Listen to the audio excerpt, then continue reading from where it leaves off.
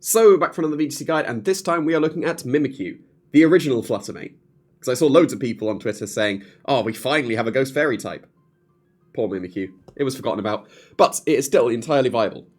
As it is going to be always one of the better Trick Room setters. Like, if you want Trick Room, as in, I am getting Trick Room set up, Mimikyu is one of the better Pokemon to do that. Disguise is very good at being able to enable that, because it will always be able to take the first hit. Because the Disguise will take the hit instead, then you just drop an eighth of your HP instead. That dropping of eighth of HP from last generation, that was a very good fix to Disguise, because that means that you couldn't hold a Focus Sash, and then you couldn't break the Disguise, then go down to Focus Sash, and then you've taken 2 hits, and then the Trick Room is guaranteed. I thought that was quite a nice nerf to Disguise to balance Mimikyu, which is pretty good. If you hold the Mental Herb, you can't be taunted, Trick Room is going up. You are a Ghost, you can't be faked out, Trick Room is going up. You can turn into a Grass, you can't be Spored, Trick Room is going up. So, if you want a dedicated Trick Room setter, as in, this is going to set Trick Room, you are not going to stop me, Mimikyu is probably one of the better Pokemon to be able to do that. The only issue is that it's not going to do too much else after Trick Room is set. It's going to have somewhat of a Murkrow syndrome, where it's like, okay, it's done its job, like, in Murkrow's case, Tailwind is set up.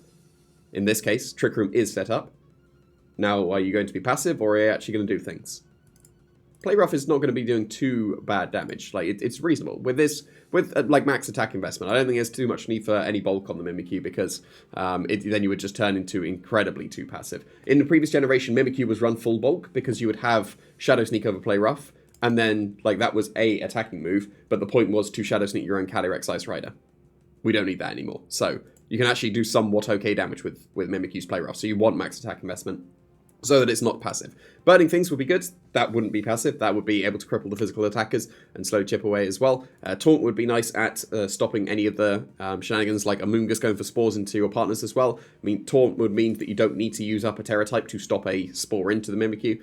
You could also swap this around. It could be this way around. So it could be Dark there, and it could be Safety Goggles instead. That would also be absolutely fine, because that would also stop the combination of Prankster Taunt, which is generally where Taunts come from, and then stop the spores like that. So either would be fine. But yeah, I don't think you really need Shadow Sneak. You can definitely get away with Shadow Sneak on the moveset. Like, you definitely want Play Rough and Trick Room at least. Shadow Sneak is fine. It's not doing that much damage though.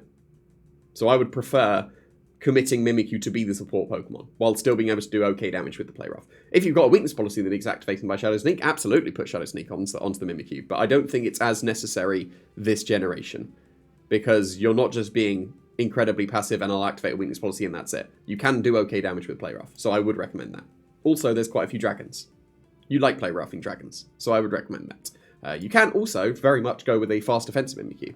The fact that it effectively has a built-in Focus Sash, like, it would be to this extent, because when the Disguise is broken, you are quite frail with this set. But yeah, free Focus Sash means that you can get away with going slightly faster and Sword Stance and just go offensive. With the Life Orb, that would patch up the slightly lower attack stat, so you do okay damage for sure.